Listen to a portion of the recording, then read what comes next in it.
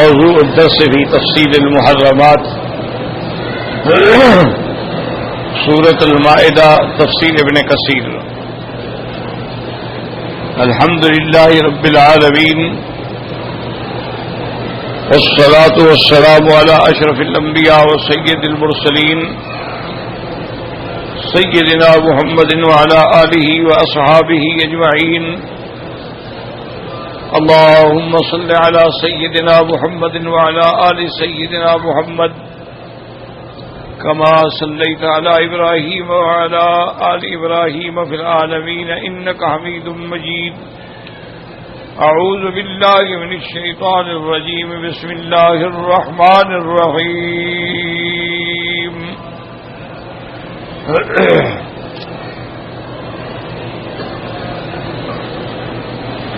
حرمت عليكم الميتة والدم ولحم الخنزير وما أهل لغير الله به والمنخنقة والموقوذة والمتردية والنطيحة وما أكل السبع إلا ما زكيتم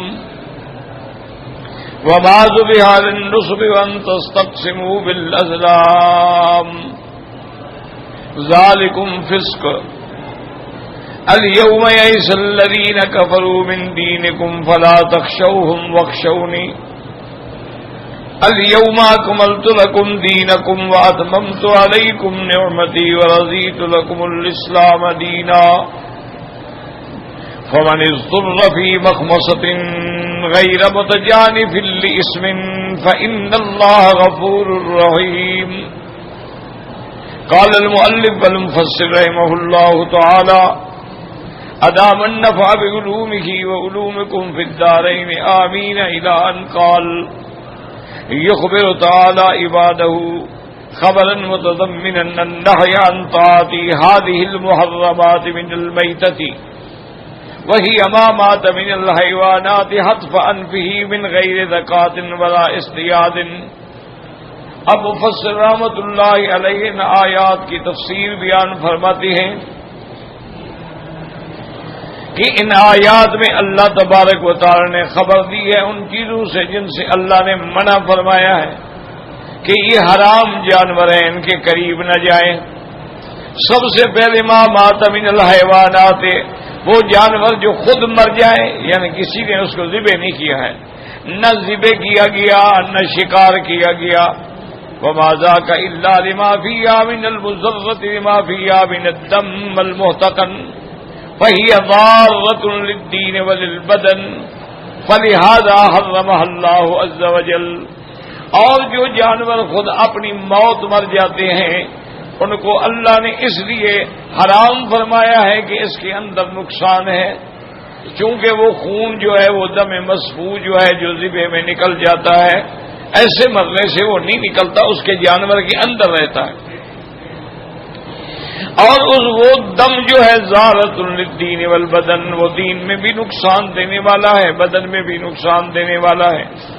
فلہذا حرمها اللہ عز وجل، اسی لیے اللہ تبارک و تعالی نے اس مردار جانور کو حرام قرار دیا ہے، کیونکہ یہ قاعدہ ہے کہ اللہ پاک نے جن چیزوں کو حرام فرمایا ہے اس میں بندوں کے لیے یا جانی نقصان ہے یا بدنی نقصان ہے یا دینی نقصان ہے. وَيَسْتَثْنَىٰ مِنَ الْمَيْتَةِ السَّمَكُ، البتہ میتہ سے مچھلی جو ہے وہ مستثنی ہے. فَإِنَّهُ حَلَالٌ سَوَاءٌ مَاتَ بِتَزْكِيَّةٍ أَوْ غَيْرِهَا، وہ چاہے خود مر جائے یا اس کو کوئی مارے وہ حلال ہے. لما رواہ مالک رحمہ اللہ تعالی فی موطا، جیسے کہ امام مالک رحمۃ اللہ علیہ نے اپنی کتاب موطا میں ذکر فرمایا. والشافعی و احمد رحمہم اللہ علیہما فی مسندیہما، امام شافعی رحمۃ اللہ علیہ اور امام احمد نے بھی اپنی مسند میں ذکر فرمایا. وابو داؤد والترمذی والنسائی وابن ماجہ فی سننہم وابن خزیمہ وابن حبان فی صحیحیہما عن ابی ہریرہ ان رسول اللہ صلی اللہ علیہ وسلم عن ماء البحر فقال هو الطهور ماؤه والحل میتته وهكذا الجراد لما سياتي في من الحديث. اب مفسر رحمۃ اللہ علیہ فرماتے ہیں کہ سنن ابی داؤد میں، سنن ترمذی میں، نسائی میں، ابن ماجہ میں، اسی طرح ابن خزیمہ نے، ابن حبان نے بھی، سب نے اپنی کتابوں میں یہ بات ذکر فرمائی ہے کہ حضرت ابو ہریرہ رضی اللہ تعالیٰ عنہ سے روایت ہے، حضور صلی اللہ علیہ وسلم سے پوچھا گیا کہ جو چیزیں دریا کی ہیں، آپ نے فرمایا اللہ نے دریا کا پانی بھی حلال کیا ہے اور اس کی میتا یعنی مچھلی جو ہے وہ بھی حلال ہے. وہاں کدال جراد، اور اسی طرح مکڑی وہ بھی حلال ہے. لیکن اس میں صرف یاد رکھیں فرق ایک ہے کہ امام ابو حنیفہ رحمۃ اللہ علیہ کے نزدیک دریائی چیزوں میں مچھلی اور مچھلی کی قسم حلال ہے، باقی چیزیں نہیں. لیکن امام شافعی رحمۃ اللہ علیہ کے نزدیک دریا کی ہر چیز حلال ہے، مچھلی ہے، کیکڑا ہے، لبسٹر ہے، اولسٹر ہے، اور جتنی چیزیں سب حلال ہیں. وقولہ تبارک و تعالی، پہلی چیز کیا تھی؟ یعنی وہ جانور جو خود مر جائے، مردار جانور. اور دوسری چیز کیا؟ وہ دم، خون بھی حرام ہے. کون سا خون؟ یعنی بھی المسفوح، وہ خون جو ذبح کے وقت میں جانور سے نکلتا ہے، جیسے اللہ نے فرمایا دما مسفوحا قالہ ابن عباس وسعید بن جبیر رضی اللہ عنہم، کہ خون سے مراد جو ہے وہ خون ہے جو ذبح کرنے کے وقت نکلتا ہے. البتہ جیسے جگر ہے یا تلی ہے وہ حلال ہے. قال ابن ابی حاتم حدثنا کثیر بن شہاب المزہجی حدثنا محمد بن سعید بن سابق قال حدثنا عمران ابن قیس عن سباق عن اکرمۃ عن ابن عباس رضی اللہ عنہما انه سئل عن التحال فقال كلوه، انہوں نے پوچھا کہ یہ جو تلی ہے ہم کھا سکتے؟ ہم نے ہاں کھا سکتے ہو. فقالوا انه دم، انہوں نے کہا حضرت وہ تلی جو ہے وہ بھی تو خون ہوتا ہے. تو فقال انما حرم علیکم الدم المسفوح، اللہ نے جو خون حرام کیا ہے وہ ہے جو بہنے والا ہے، ذبح کا وقت نکلنے والا ہے. یہ کلیجی ہے یا تلی ہے، چاہے یہ خون ہے لیکن یہ بہنے والا نہیں ہے. وقد رواه حماد بن سلمة عن يحيى بن سعيد بن القاسم عن عائشة رضي الله تعالى عنها قالت انما نهى عن الدم الصافي، اللہ نے اس خون سے منع کیا ہے جو خون ذبح کے وقت نکلنے والا ہے.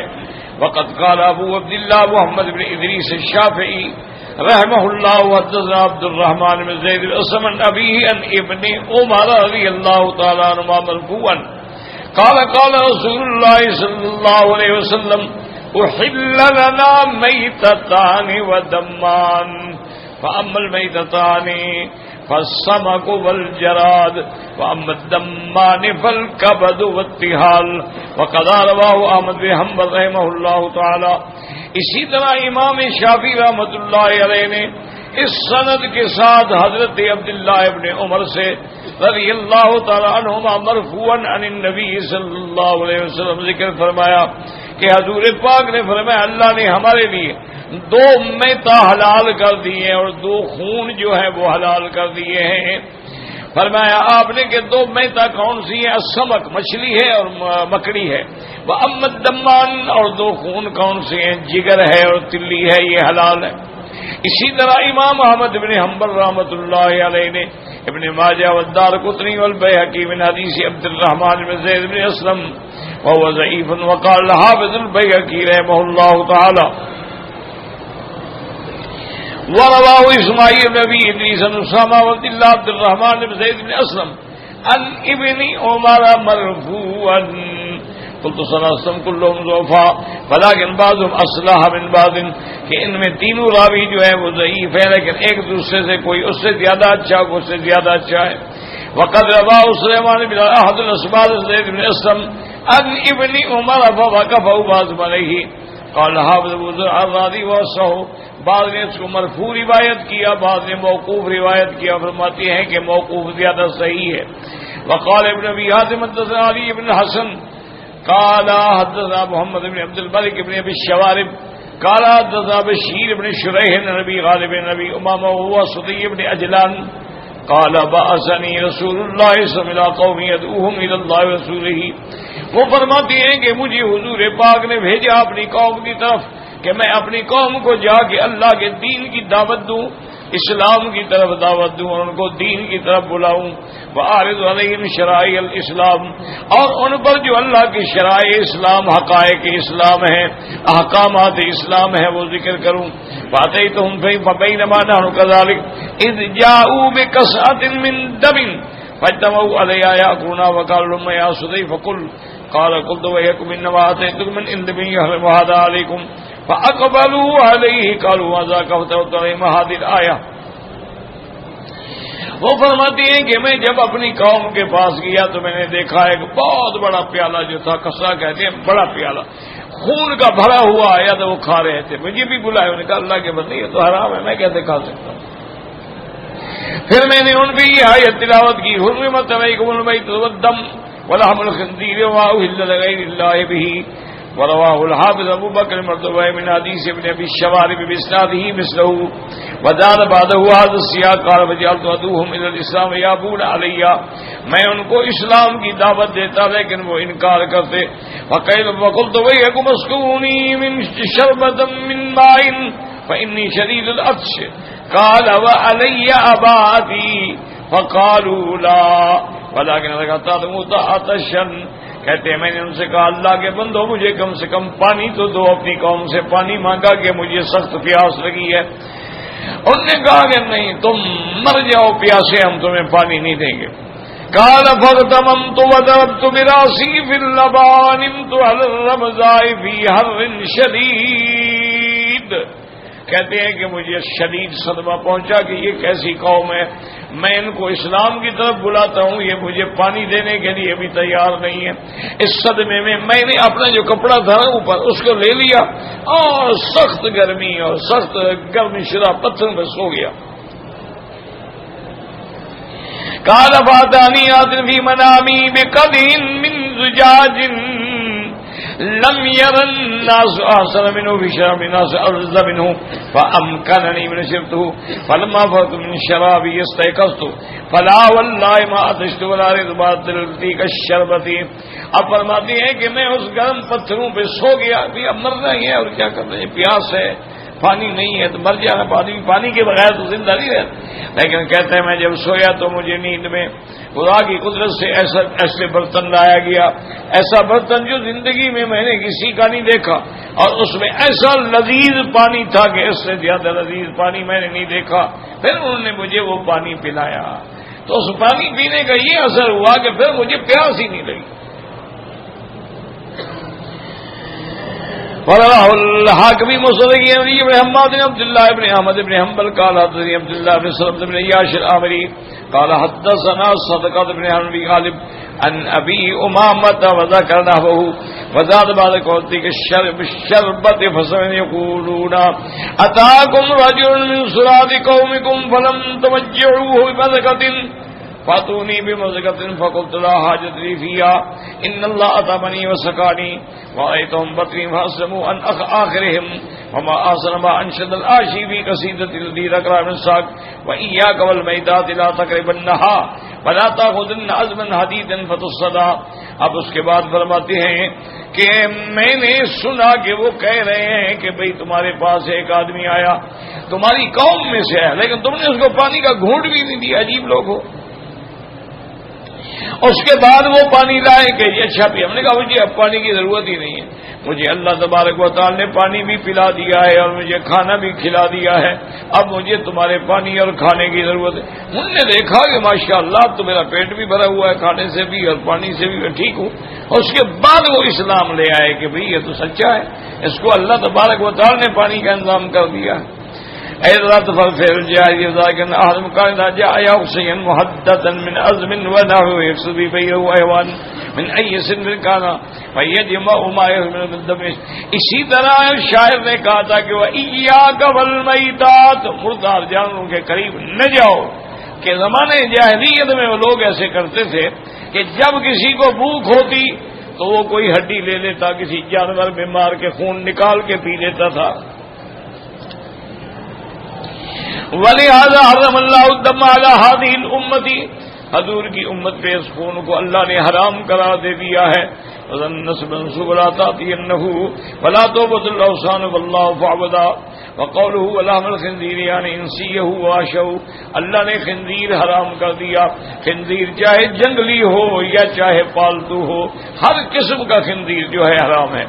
وَاللَّحْمُ يَعُمُّ جَمِيعَ الزَّائِيَةِ الشَّمْ، بلکہ صرف گوشت نہیں بلکہ خنزیر کی تمام چیزیں یعنی چربی ہے، ہڈی ہے، بال ہے، سب حرام ہے. ولا يحتاج الى تحذلق الظاہریۃ فی جمودہم ہاہنا وتؤصفہم فی الاحتجاج بقولہ فانہ رجس او فسقا. کہتے ہیں کہ ہاں بعض ظاہریہ نے جو جمود دکھایا ہے اور غلط احتجاج کیا، اصل بات یہی ہے کہ خنزیر بھی حرام، اس کا گوشت بھی حرام، اس کا پوست بھی حرام، اس کا ذرہ ذرہ ہر چیز جو ہے حرام ہے، وہ نجس العین ہے. الا ان يكون میتۃ او دما مسفوحا او لحم خنزیر فانه رجس.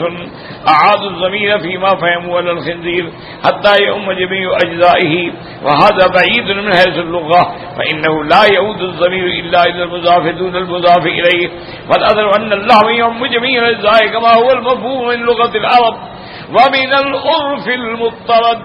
اب مفسر فرماتا ہے کہ بعض لوگوں نے یہ تعبیر کی ہے کہ ضمیر جو ہے یہ خنزیر پر ہے، لیکن یہ بعید ہے کیونکہ ضمیر جو ہے مضاف نہیں الا الی المضاف دون المضاف، مضاف کی طرف ہوتا ہے، مضاف الیہ کی طرف نہیں ہوتا ہے. تو اب ظاہر قول کیا ہے کہ لفظ لحم جو ہے وہ ہر جز کو شامل ہے کہ خنزیر کی ہر جز حرام، اور یہی لغت عرب ہے اور یہی عرف ہے. وفي صحيح مسلم بريدة بن الخصيب الأسلمي رضي الله تعالى قال قال رسول الله صلى الله عليه وسلم من لعب بالنرد شير یعنی یہ شطرنج وغیرہ فكأنما صبغ يده في لحم الخنزير ودمه، کہ گویا کہ اس نے اپنا ہاتھ جو ہے وہ خنزیر کے گوشت اور خنزیر کے خون میں ڈالا ہے. فإذا كان هذا تنفير لمجرد اللمس فكيف يكون التعذيب الوعيد أكيد أكله والتغذي به وفيه دلالة على شمول اللحم للجميع الأجزاء. اب مفسر رحمۃ اللہ علیہ فرماتے ہیں کہ اگر صرف ایک چیز کے کھیلنے سے اتنی سختی ہے تو کیسا ہے کہ جو نعوذ باللہ لحم الخنزیر کھائے تو وہ کتنا بڑی حرمت ہے. اور اس میں یہ بھی دلیل ہے کہ لحم سے مراد جمیع اجزاء ہے. وفي الصحيحين ان رسول الله صلى الله عليه وسلم قال ان الله حرم بيع الخمر والميتة والخنزير والأسلام فقيل يا رسول الله شؤون البيت انها تطلى بها السفن وتطهن بها الجلود ويستص بها الناس فقال لا هو حرام. صحیحین کے اندر یہ حدیث موجود ہے کہ حضور پاک نے فرمایا کہ اللہ تبارک و تعالی نے تمہارے اوپر شراب کا بیچنا، مردہ جانوروں کا بیچنا، خنزیر کا بیچنا یا بتوں کا بیچنا حرام ہے. ہم نے کہا عرض کیا یا رسول اللہ خنزیر کا گوشت تو حرام ہے، کیا اس کی چربی سے ہم جو ہے تیل بنا کے تاکہ اپنی کشتیوں کو ہم لگاتے ہیں اور اس کے چمڑے سے کوئی فائدہ اٹھائیں یا اس کو ہم دیے میں جلانے کے کام میں لگا؟ ہم نے فرمایا کہ بالکل نہیں، وہ حرام ہے. وفي صحيح البخاری من حدیث ابی سفیان قال رکب الروم.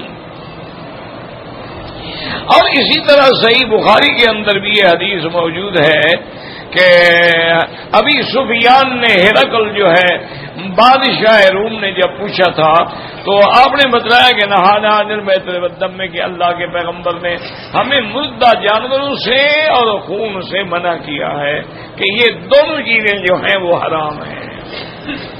واللہ اعلم.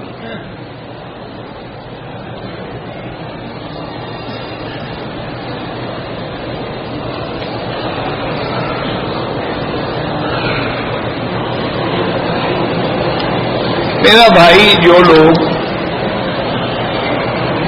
سیدنا ابو بکر صدیق رضی اللہ تعالی عنہ کی صحبت کے صدیقیت کے منکر ہیں، یا سیدہ عائشہ رضی اللہ تعالی عنہ کی عزت عصمت کے منکر ہیں، وہ کافر ہیں، ان کے کفر میں کوئی شک نہیں۔ اس کی وجہ یہ ہے کہ صحبت سیدنا ابی بکر جو ہے وہ قرآن میں ہے، اذ یقول لصاحبہ لا تحزن، تو جو اس کا منکر ہے وہ کافر ہے۔ سیدہ عائشہ کی برات جو ہے وہ اللہ کے قرآن میں ہے، لولا اذ سمعتموہ قلتم ما یکون لنا ان نتکلم بہذا سبحانک ھذا بہتان عظیم۔ تو جب اللہ نے اس کی برات بیان فرما دی ہے اور قرآن میں پورا رکوع اتارا ہے اللہ نے، تو اب بھی اگر کوئی نعوذ باللہ ثم نعوذ باللہ ثم نعوذ باللہ بی بی عائشہ کی شان میں گستاخی کرے یا ان پہ عیب لگائے، اس کے کفر میں کوئی شبہ ہی نہیں۔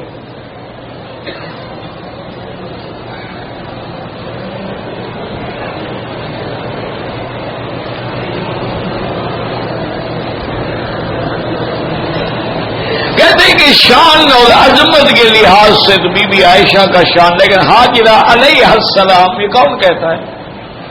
قرآن میں ہے حاجرہ علیہ السلام، قرآن میں ہے مریم علیہ السلام، ہم نے تو نہیں پڑھا، پتہ نہیں آپ کو کہاں سے مل گیا۔ وَاذْكُرْ فِي الْكِتَابِ مَرْيَمَ إِذِ انتَبَذَتْ مِنْ أَهْلِهَا مَكَانًا شَرْقِيًّا، تو صرف مریم۔ اسی طرح جب ان کی والدہ نے منت مانی تھی تو انہوں نے بھی یہی عرض کیا، یا اللہ میں نے منت مانی تھی کہ بچہ ہوگا تو آپ کے گھر کی خدمت کرے گا، لیکن میرے اللہ کی شان آپ کی قدرت ہے کہ میری بچی پیدا ہوئی ہے، وَإِنِّي سَمَّيْتُهَا مریم۔ اسی طرح اللہ نے قرآن یا عیسی ابن مریم، کہیں مریم علیہ السلام تو ہم نے نہیں پڑھا۔ اور اگر کہا بھی جائے تو کوئی فرق نہیں پڑتا ہے، ان چیزوں میں ضد نہ کیا گیا۔ ہم مسلمان ایک دوسرے کو نہیں کہتے السلام علیکم، تو علیہ السلام کا کیا معنی ہوتا ہے؟ تحیتہم یوم یلقونہ سلام، جنت میں بھی مومن جائیں گے تو کیا کہیں گے؟ السلام علیکم۔ والملائکۃ یدخلون علیہم من کل باب سلام علیکم بما صبرتم، تو یہ تو تحیہ ہے، اگر کوئی کہہ بھی دے تو کوئی کفر اسلام کی جنگ تو نہیں ہے۔ رحمت اللہ علیہ کہہ دے، علیہ السلام کہہ دے، رضی اللہ عنہ، کچھ ایسی بات نہیں۔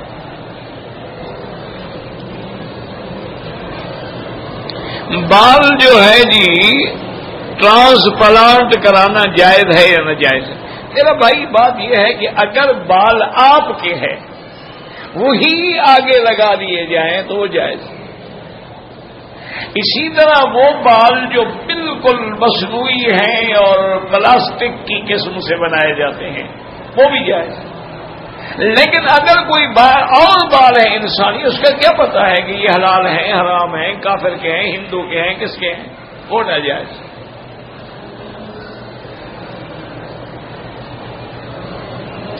امام کے پیچھے فاتحہ پڑھنے کا مسئلہ جب 1400 سال میں آپ لوگوں سے حل نہیں ہوا ہے تو مولوی مکی حل کر لے گا۔ 1400 سال گزر گئے ہیں، ابھی تک قوم کو معاف نہیں کیا گیا، حالانکہ کوئی ایسی جھگڑے کی بات نہیں ہے۔ امام ابو حنیفہ رحمۃ اللہ علیہ فرماتے ہیں کہ اگر آدمی خود علیحدہ نماز پڑھ رہا ہے تو فاتحہ پڑھے گا، اگر امام ہے تو فاتحہ پڑھے گا، صرف ایک شکل ہے کہ مقتدی ہو تو فاتحہ نہ پڑھے۔ اور اس کے لیے یہ نہیں ہوتا، ہمیشہ یاد رکھو کہ کوئی امام نعوذ باللہ نعوذ باللہ نعوذ باللہ اپنی طرف سے بات کہیں، یہ تو ہو نہیں سکتا، ان کے پاس بھی حدیث ہوتی ہے اور مسلم کی حدیث ہے۔ ابھی موسیٰ راوی ہے رضی اللہ عنہ کے حضور نے نماز سکھلائی کہ جب امام کہے اللہ اکبر تو تم تکبیر کہو، اور اسی طرح حضور نے سکھلایا کہ جب امام رکوع کرے اذا رکع فرکعوا تم بھی رکوع میں جاؤ۔ جب امام سجدہ کرے تم بھی سجدہ کرو، اور وہی یہ بھی فرمایا اذا قرأ فانصتوا، جب امام پڑھے تو تم چپ رہو۔ اور دوسری حدیث میں فرمایا اذا قال الامام غیر المغضوب علیہم ولا الضالین فقولوا آمین، کہ جب امام کہے غیر المغضوب علیہم تو تم کہو، تو معلوم ہوا فاتحہ پڑھنا امام کا وظیفہ ہے، آمین کہنا مقتدی کا وظیفہ ہے۔ اور اسی طرح حدیث میں آتا ہے، حضور نے فرمایا کہ من کان لہ امام، جس کا امام ہو تو قراءۃ الامام لہ قراءۃ، امام کا پڑھنا اس کا پڑھنا۔ تو اتنی حدیثیں موجود ہیں، لیکن ایک ضد ہے چلی جا رہی ہے۔ تو اس لیے آسان یہ ہے کہ جو پڑھتے ہیں ان کو کچھ نہ کہیں، ان کی انشاءاللہ نماز صحیح ہے۔ اور جو کیوں وہ بھی ایک مجتہد ہے، وہ بھی ایک حدیث پہ عمل کر رہے ہیں، اور جو حضرات نہیں پڑھتے ہیں ان کے پاس بھی حدیث رسول اللہ لیا تھا، ان سے بھی کوئی جھگڑا نہ کرے۔ اللہ تبارک و تعالی سب کی نمازیں قبول فرمائیں۔ اور تم دونوں مولوی جو ہو نا لڑنے والے فاتحہ کے، اس پہ جا کے زور لگاؤ جو نماز ہی نہیں پڑھتا ہے، جو پڑھ رہا ہے اس کو خدا کے لیے پڑھنے دو۔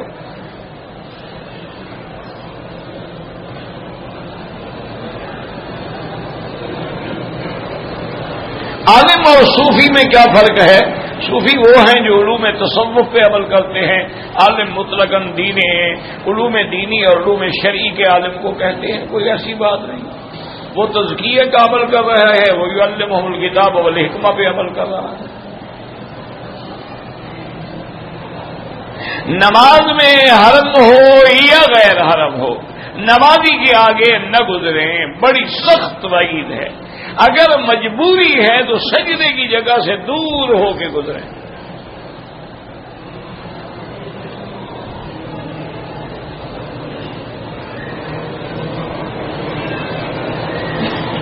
کہتے جی کہ 11ویں کرنے والے ناجائز ہے، بدعت کرتے ہیں، اور ہر بدعت گمراہی ہے، سیدھی سی بات ہے کہ کل بدعت ضلالہ۔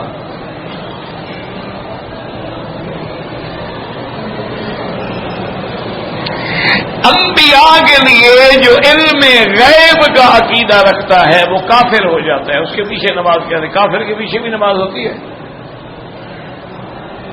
اب دیکھیں نا، یہی ایک ٹھنڈے دل سے خدا کے گھر میں بیٹھے ہو، ایمانداری سے اللہ کو جان دینی ہے، آپ نے بھی اور میں نے بھی۔ اب قرآن کہتا ہے کہ اللہ کے سوا کسی کو علم غیب نہیں۔ قُلْ لَا يَعْلَمُ مَنْ فِي السَّمَاوَاتِ وَالْأَرْضِ الْغَيْبَ إِلَّا اللَّهُ۔ اور قرآن کہتا ہے عالم الغیب والشہادہ، قرآن کہتا ہے عنده مفاتیح الغیب لا يعلمها الا هو، قرآن کہتا ہے ان اللہ عنده علم الساعہ۔ میرے مدنی فرماتے ہیں خمس لا يعلمهن الا اللہ، اللہ نے فرمایا میرے مدنی اعلان کر دو ولا اعلم الغیب ولا اقول انی ملک، میں نہیں غیب جانتا۔ یعنی قرآن بھی موجود ہے، نبی کا فرمان بھی موجود، لیکن ضد ہے جی نبی عالم الغیب۔ اب اس کا کیا علاج ہے؟ کوئی علاج ہے؟ کیا کر سکتے ہیں آپ؟ اور علم غیب ماننے سے یہ سمجھتے ہیں کہ انبیاء کی شان بڑھ جاتی ہے، یہ بے وقوفی ہے۔ کبھی اللہ چاہتے ہیں تو علم غیب عطا فرماتے ہیں، کبھی چاہتے ہیں نہیں بتاتے۔ لیکن جو علم غیب نہ دیا جائے اس سے پیغمبر کی شان میں کوئی کمی نہیں آتی۔ اب آپ مکے میں ہیں، حضرت ابراہیم علیہ السلام کو جب اللہ نے حکم دیا کہ کعبہ بنائیں، میرا گھر بنائیں، تو ابراہیم علیہ السلام نے عرض کیا کہ یا اللہ میں کعبہ کہاں بناؤں؟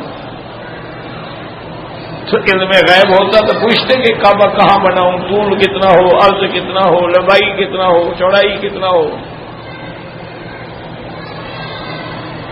اور اسی طرح جب مناسک حج کا مسئلہ آیا تو نے کہا ارنا مناسکنا، یا اللہ آپ ہمیں دکھائیں کہ کیا مناسک، ہمیں تو پتہ نہیں ہے۔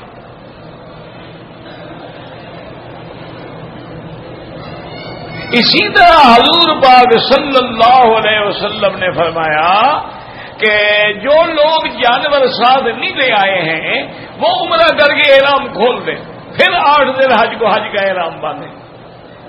تو بعض صاحب نے کہا یار سنا 4 دن تو باقی رہ گئے، آج تو 4 دن حج ہے، اگر ہم احرام کھول دیں گے تو پابندیاں ختم ہو گئی، پھر آدمی لازمی بات ہے کہ بیوی کی طرف بھی توجہ کرتا ہے اور میاں بیوی مل بھی سکتے ہیں، اس لیے تو احرام میں پابندی ہے نا، ہماری توجہ حج میں لگی ہوئی ہے۔ آپ نے فرمایا کہ لو عالم الغیب، اگر مجھے علم غیب ہوتا تو میں بھی ایسا کرتا کہ جانور ساتھ نہ لے آتا۔ اتنی حدیثوں کے بعد، اتنی آیات قرآنی کے بعد پھر بھی آدمی نعوذ باللہ انبیاء کو عالم الغیب سمجھے، یا اب تو بات اور ترقی کر گئی ہے، اب تو صرف انبیاء کی بات نہیں، اب تو کہتے ہیں پیر بھی عالم الغیب ہوتے ہیں، ان کو بھی ہر چیز کا پتہ ہوتا ہے۔ اب ان کا عقیدہ یہ ہے کہ مرشد جو ہے نا اس کو ہر چیز کا پتہ ہوتا ہے۔ انا للہ و انا الیہ راجعون۔ بہرحال جو آدمی یہ عقیدہ رکھتا ہے وہ مشرک ہے، کافر ہے، اس کے پیچھے نماز نہیں ہوتی۔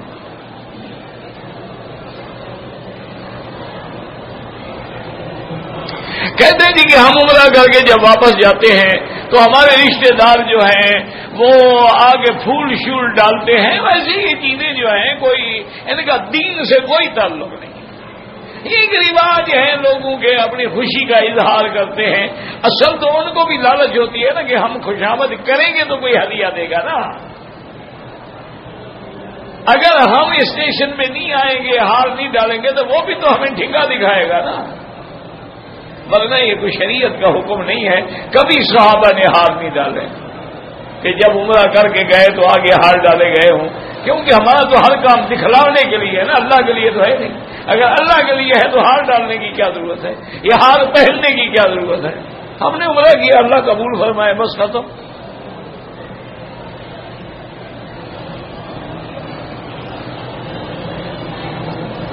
مشرک اور مسلمان میں کیا فرق؟ ابھی تک 1400 سال میں آپ کو پتہ نہیں لگا۔ مشرک وہ ہوتا ہے جو اللہ کی صفتیں غیر میں بھی مانتا ہو، جیسے علم غیب اللہ کی صفت ہے، غیر میں مانگے تو مشرک ہے۔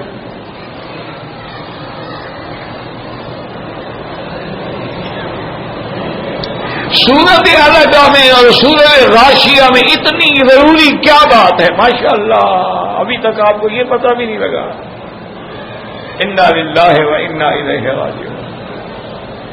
ایک میں تخلیق انسانیت ہے اور ایک میں قیامت ہے، اس سے بھی کوئی اہم بات ہوتی ہے، اسی لیے وہ یاد دلانے کے لیے پڑھی جاتی ہیں بار بار۔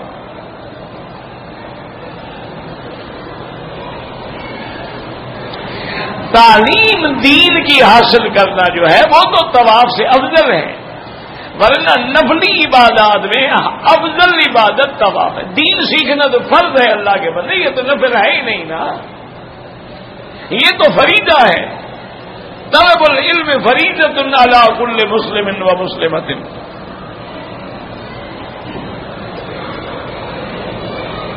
حیض والی عورت جو ہے آیت کریمہ پڑھ سکتی ہے، یاد پڑھ سکتی ہے اور ذکر بھی کر سکتی ہے، اللہ اللہ بھی کہہ سکتی ہے، سبحان اللہ، الحمدللہ، اللہ اکبر، سب کر سکتی ہے۔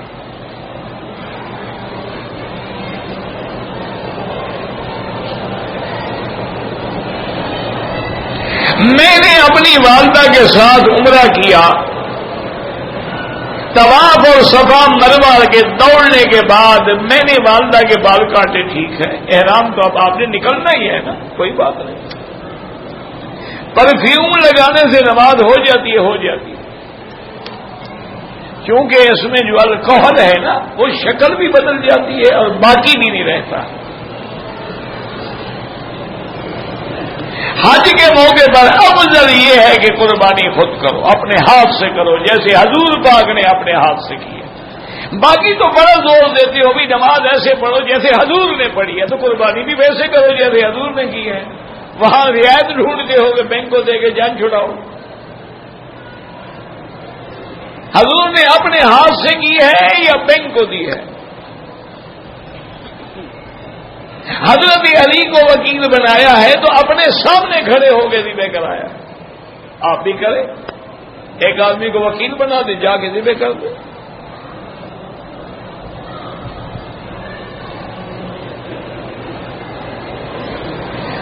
جتنا طواف زیادہ کریں وہ چھوٹے عمرہ مسجد عائشہ کے عمرے سے بہتر ہے.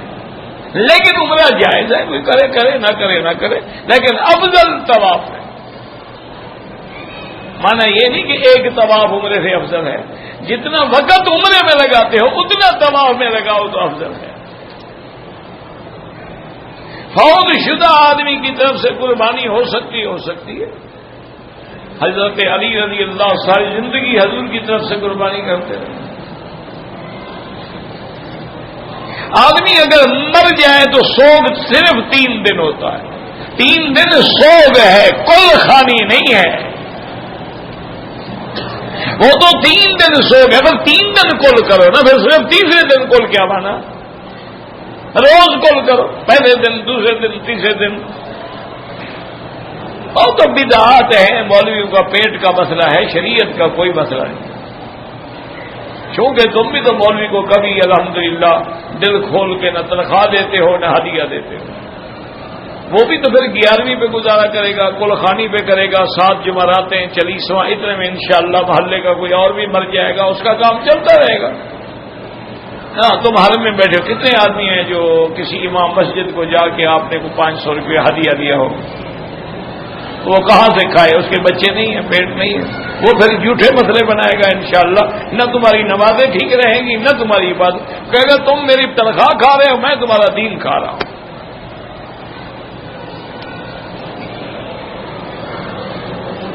تو ایک لطیفہ ہے تو لطیفہ، مسئلہ تو کوئی نہیں. ایک مولوی گیا نکاح پڑھانے کے لیے. اب نکاح اس نے پڑھا دیا، بہرحال نکاح پڑھانے کے بعد اب وہ بیٹھا ہے کہ یار مجھے آخر کچھ دیں گے نا، نکاح جو میں نے پڑھایا ہے تو کوئی ہدیہ کوئی چیز دیں گے. اب بیٹھے ایک آدمی چلا گیا اور چلا گیا اور چلا گیا. اس نے دیکھا مسجد خالی ہوتی جا رہی ہے، مجھے تو کسی نے کچھ نہیں دیا. جب باقی 2-3 آدمی بچے، اس نے کہا بھائی بات سنو، تم تو سارے جا رہے ہو نا، اور مجھے نکاح پڑھانے کا تم نے ہدیہ نہیں دیا ہے. میں بھی ابھی تسبیح پڑھتا ہوں الٹی، اور اس کے بعد نکاح ٹوٹ جائے گا. وہ جناب دوڑے آئے، بھاگے، پیسے دیے، ہاتھ باندھے، منت کی، سواری دی، بھیجا. میں نے کہا اب تمہارا نکاح پکا ہے، ورنہ میں الٹی تسبیح پڑھ کے نکاح توڑ دیتا. اگر نکاح میں پڑھا سکتا ہوں توڑ نہیں سکتا ہوں. پھر مولوی ایسی باتیں کرتے ہیں نا، جب تم ان کو حلال نہ دو تو پھر وہ بہانے بنائیں گے. ہم سنت نماز کی نیت 1 رکعت ہوتی ہے، 3 رکعت ہوتی ہے. مجھے تو نہیں سمجھ آیا آپ نے کیا لکھا ہے. 12 سنت میں 1 رکعت تو کوئی سنت نہیں ہوتی، ہمیشہ 2 رکعت سنت ہوگی یا 4 رکعت سنت ہوگی. 1 رکعت اگر ہوتی تو پھر فجر کی نماز بھی تو سفر میں 1 رکعت ہو جاتی نا، اس کو کیوں 2 رکھا گیا؟ مغرب ہمیشہ سفر میں بھی 3 ہے، 1 ہو جاتی، 1.5 ہو جاتی، کوئی ہے حل؟ تو معلوم ہوا نا کہ 1 رکعت نہیں ہوتی ہے.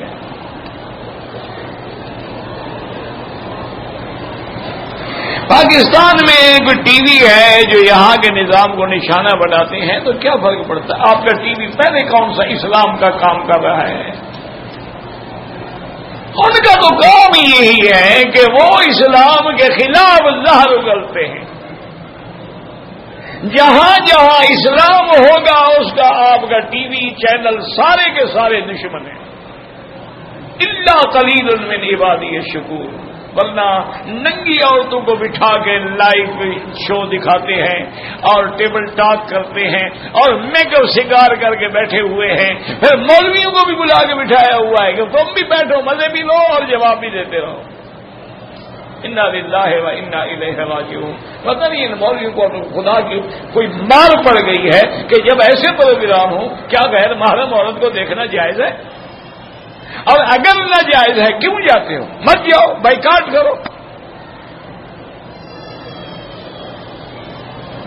باقی ٹی وی چینل والے بس دعا کرو اللہ ان کو ہدایت دے. اللہ کے کعبے میں بھی جب نماز پڑھو گے تو سجدے کی جگہ پہ نظر ہوگی، کیونکہ نماز بندگی ہے، عاجزی ہے.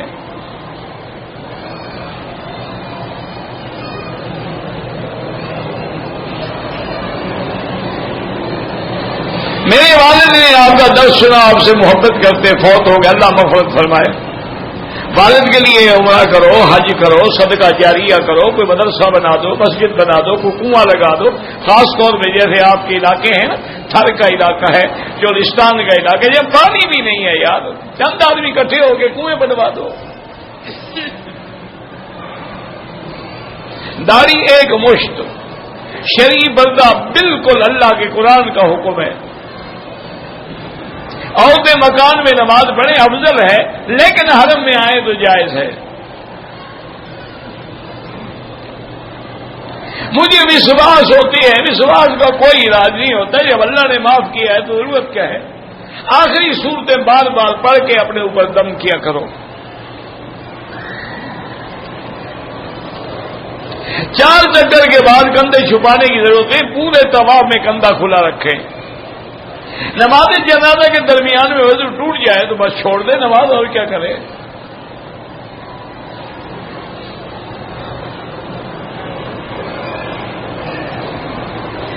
میں نے حجر اسود کو دور سے اشارہ ہوئی بوسے کا ثواب ہے۔ اتحیات میں جائز ہے یا دو، مجھے نہیں پتا کیا، بہرحال احناف کے نزدیک وتر 3 رکعت ہیں۔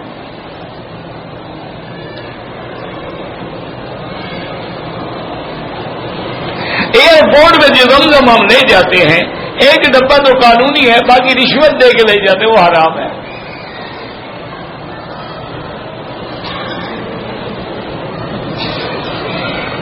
اگر گاڑی کی قیمت 1 کروڑ ہے لیکن قسطوں پہ وہ زیادہ لیتے ہیں، وہ جائز ہے۔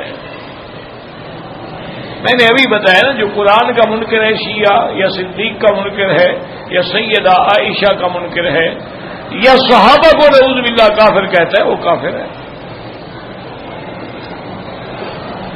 عمرہ کرنے سے پہلے ماں باپ کی اجازت بالکل ضروری ہے۔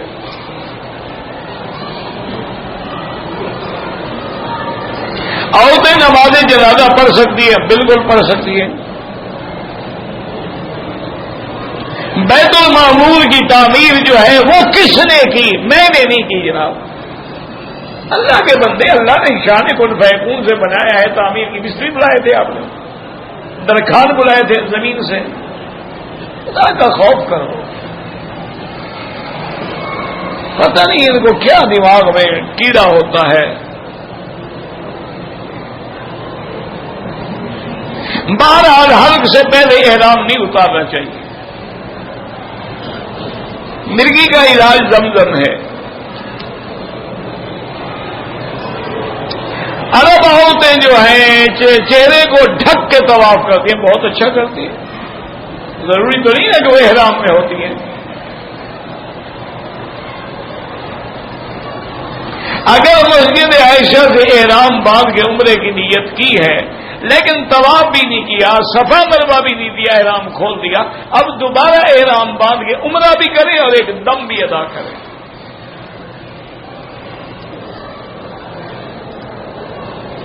اگر عمرے سے میاں بیوی دونوں فارغ ہو جائیں تو کیا میاں بیوی آپس میں مل سکتی ہیں؟ کیوں نہیں مل سکتے؟ عمرہ کرنے سے یعنی بیوی فارغ ہو جاتی ہے، اس کی طلاق ہو جاتی ہے۔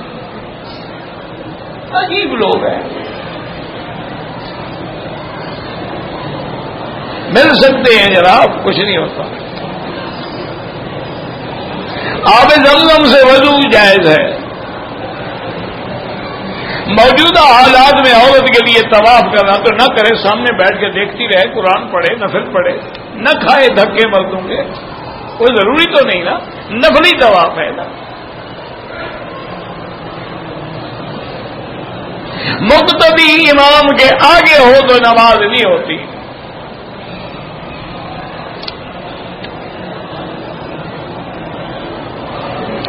میں نے 2 سال پہلے اپنی بیوی کو سفید کاغذ پہ 3 طلاقیں لکھ دی، وہ پکا کام ہو گیا جناب۔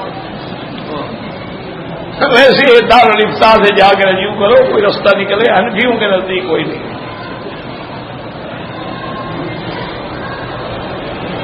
میرے بھائی کو شکر ہے، اللہ شفا عطا فرمائے۔ پاکستان سے آئے یا کہیں سے آئے، مکے میں رہتے ہوئے عمرہ کریں تو لازم حد حرم سے باہر جانا ہوگا. وہ چاہے مسجد عائشہ جائیں یا جیرانہ جائیں، عرفات جائیں، حدیبیہ جائیں.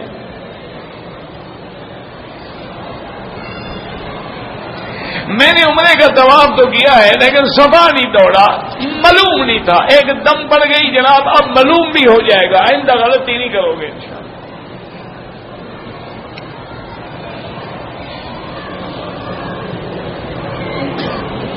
قربانی کرتے ہوئے 2 جانوروں پر تو میں نے بسم اللہ پڑھا ہے، لیکن ایک پہ بھول گیا، وہ بھی حلال ہے. مسلمان کے دل میں ایمان ہے، قرآن ہے، سب کچھ ہے.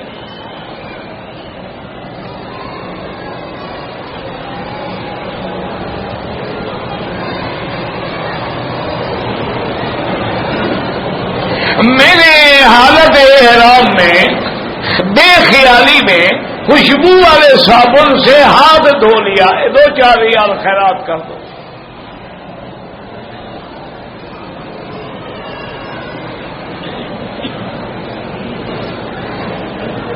عورت کا طواف کے بعد صفا مروا سے پہلے گم ہو گئی، رہائش میں پہنچ گئی، پھر احرام باندھ کے صفا مکمل کی، کوئی حرج نہیں. اس کا کوئی احرام ہوتا ہی نہیں. کون سا احرام عورت باندھتی ہے؟ چادریں باندھتی ہے. عورت کا کوئی احرام نہیں، وہی کپڑے ہیں، وہی لباس ہے، نیت ہے بس.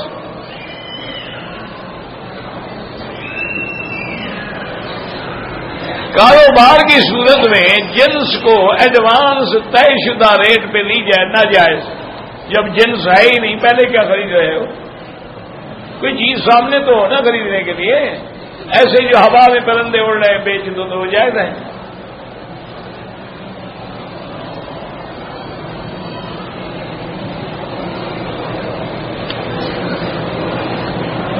گلے کے اندر تعویذ نہ ڈالیں. گھر کے اندر 2 لاکھ روپیہ دے کر بغیر کرائے کے رہنا جائز ہے؟ کیا مطلب 2 لاکھ جب دے رہے ہو تو کرایہ نہیں ہے تو کیا ہے؟ مجھے تو نہیں پتا آپ نے 2 لاکھ کیوں دیا ہے، وہ وضاحت کرو.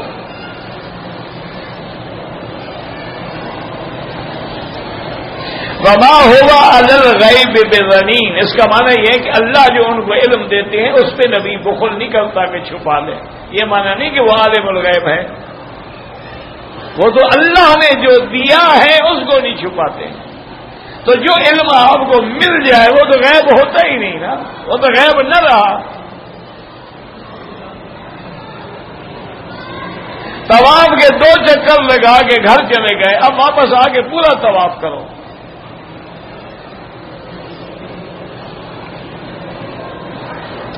آدمی پاکستان سے عمرے کے لیے آیا، احرام مکے سے باندھا، ماشاءاللہ بالکل دم پڑ گئی، اور عمرہ بھی کرو. میقات کا عمرہ چھوڑ دیا آپ نے. فضائل اعمال ٹھیک کتاب ہے، کو تم اور اچھی لکھ لو. اگر وہ ٹھیک نہیں ہے تو تم کوئی ٹھیک کتاب لکھ لو. صرف اعتراض کرنے کی کیا ضرورت ہے؟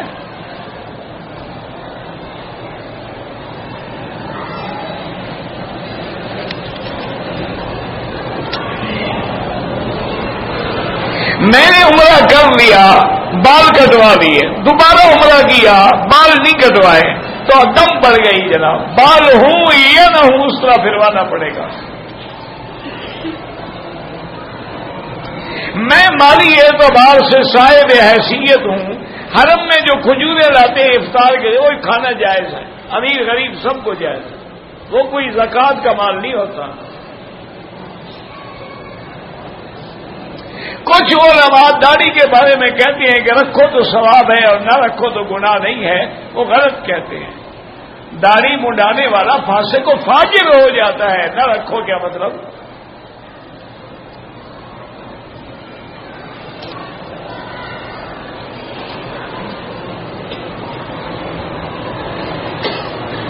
ہماری وراثت کا معاملہ ہے. 2 بھائی ہیں، 5 بہنیں ہیں، 1 والدہ ہے. بہرحال اللہ سب کو اتفاق دے، ہدایت دے، اور شریعت کے مطابق کسی ذمہ دار علماء کے پاس جا کے حصے بنوا لو اور شریعت کے مطابق تقسیم کرو۔ اگر دنیا میں تم نہیں دو گے یا کوئی ایک ضد کر کے کھا جائے گا تو قیامت میں 7 زمینیں اس کے گلے میں ڈالی جائیں گی۔ اب تمہاری مرضی ہے جہنم کا عذاب لے لو یا وراثت ادا کرو۔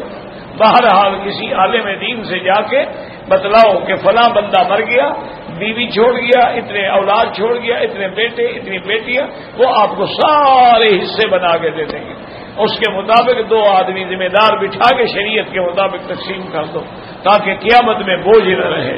یہ دنیا عالمی چیز ہے، فنا ہو جائے گی، جو مر گئے وہ بھی زمینیں ساتھ لے گئے، آپ بھی کچھ لیے جائیں گے، سب ٹھاٹ پڑا رہ جائے گا جب لاکھ چلے گا بنجارا۔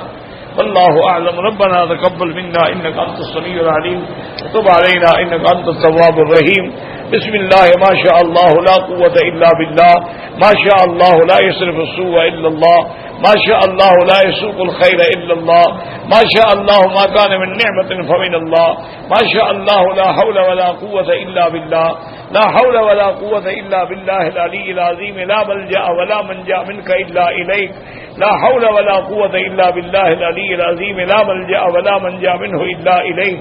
اللهم فرج هم المهمومين، نفس كرب المكروبين، واقض الدين عن المدينين، واشفنا واشف مرضانا ومرضى المسلمين، واشفنا واشف مرضانا ومرضى المسلمين، اللهم اشفنا واشف مرضانا وارحم موتانا واستجب دعاءنا ولا تخيب رجاءنا برحمتك يا ارحم الراحمين، یا ارحم الراحمین، یا ارحم الراحمین، لا تجعلنا من القانتین ولا تردنا عن بابک خائبین۔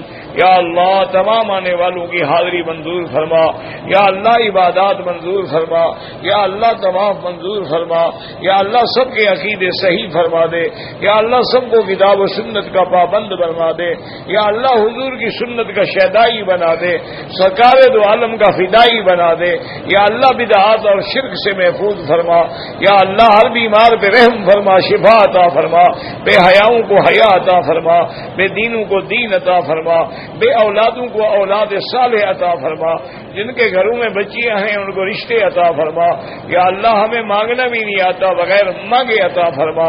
ربنا آتنا فی الدنیا حسنۃ وفی الآخرۃ حسنۃ وقنا عذاب النار۔ صلی اللہ تعالی علی خیر خلقہ سیدنا محمد وعلی آلہ وصحبہ اجمعین۔ اللهم صل علی سیدنا محمد وعلی آل سیدنا محمد۔